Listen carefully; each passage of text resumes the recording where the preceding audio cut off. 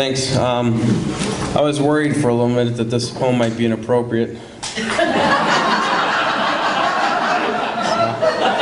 Thanks everyone for having me here. And, this is, actually as a plumber I worked a lot in the west suburbs when the economy was really good and a lot of subdivisions. This poem came from that, so it's called Route 20, Illinois. Oak cluster, gray road, I've been robbed by Chicago and taken by a con man in Roselle.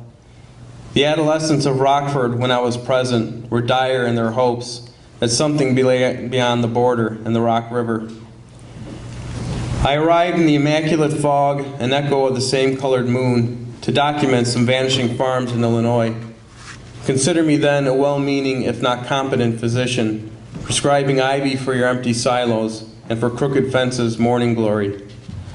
What's next is a mystery. It is unlikely that another road could tempt me. I miss the hills and valley. Perhaps after a sleepless night in a burnt-out barn, washed down by stale coffee, I can hitch a ride to the inevitable outcome of Dubuque.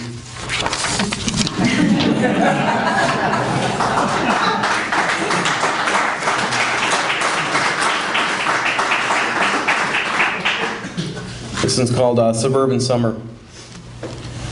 Where mundanity is a minor tyrant on the council, and continuity is a creed of green cut before plush, the cherry tree has dropped its 1,000 pure white eyelids on the garden.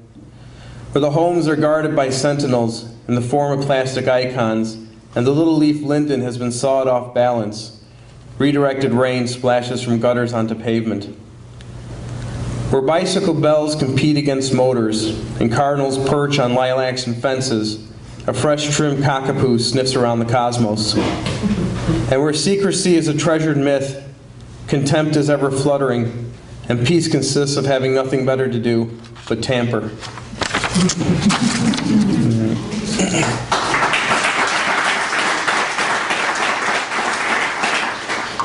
My friend Barbara has always been very supportive, so I'd like to dedicate this poem for her. She's always said it's one of her favorites. It's called A Short Fast Breaking. Mother was occupied with a phone call and a muffin, while the rashers and sausages steamed and sizzled in the pan. The tomatoes lay sliced on a wooden board, faintly red, dense with seed. The youngest ran, through conversations over linoleum, beyond carpet and pandemonium, and a light pasting an exaggeration of the fan that flickered the smell of burnt toast on warped plates next to open jars of jam, a cacophony of clattering slipped past an open living room.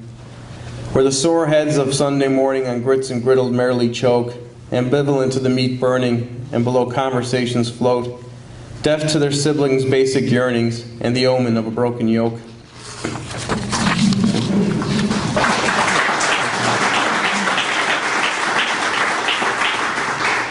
This one's called Change. Everything that needed to be said got said. The awaited information came from an unlikely source. It was mentioned there that one must put down the past. Later that night, the mind was shocked as it was dragged from sleep and dragged to a hole dug so long ago that the reason for its existence had forgotten, and the spill beside it had grown green. The final registration of a previously extending bank of memory was a loud sound knocking it into an extended dream that in all actuality lasted only a moment, maybe two. How well the earth knows its purpose, waiting for everything to fall to it, exceeding itself in patience. The sick animal slumped without so much as an attempt to break its fall or brace for impact. The body, being relieved, made a somewhat conscious decision to begin anew, while paradoxically holding on to a few small, unremarkable mementos. Okay, this next poem, you'll get it. I try to use the word 7 in 7 different lines. It's called 7 by 7. It's kind of self-explanatory. Here we go. A note of 7 poison lines, and for the 7th time I've been denied. The dubious father of 7 lies, beat the juvenile 7 wild and blind. Number 7 then my paltry crimes. I have 7 miles walked this night. 7 owls have kept my side. I think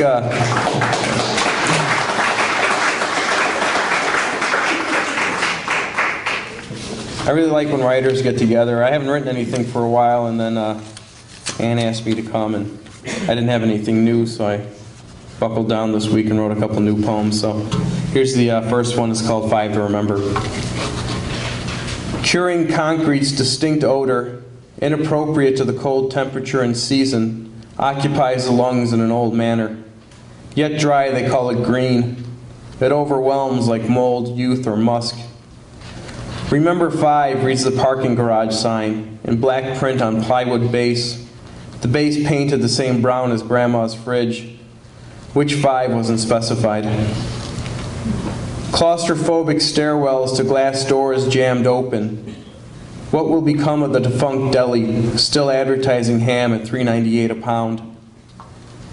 Seemingly more crystalline than normal, fiction-like reflection of snow goes almost unmentioned for fear of disbelief. To the demands of the inanimate, I depart with that which I can afford no more, reserving my right to choose the order of revelation. Grant me that at least. There have been countless bemused evenings such as this. And, this one's so new I haven't got a title yet. It's also very short. It's somewhat of a love poem, I guess. Red swollen, itched, vague infection, boils to blister at rejection, umbrous nerves, burnt dead, pain-free, the heart like flesh burns in degrees. And I'm pretty sick of winter. I don't know about all you guys. So this is a poem where I'm trying to at least convince myself that spring is pretty close. It's called Spring Through Winter. This year's cruelty was bested only by its persistence. Even those with the greatest endurance will cop to it. And it's easy now, looking out at the flower's unspoken state, to forget the misery, the branches like archipelago in a fantastic body of white, the old brown stones being covered. Someone familiar with the holy meaning of ordinary words cast a spell so we'd forget by saying, "For hope lies the crocus, the sentinel tulips. Now observe, love lies bleeding in the garden for our pleasure." That's it.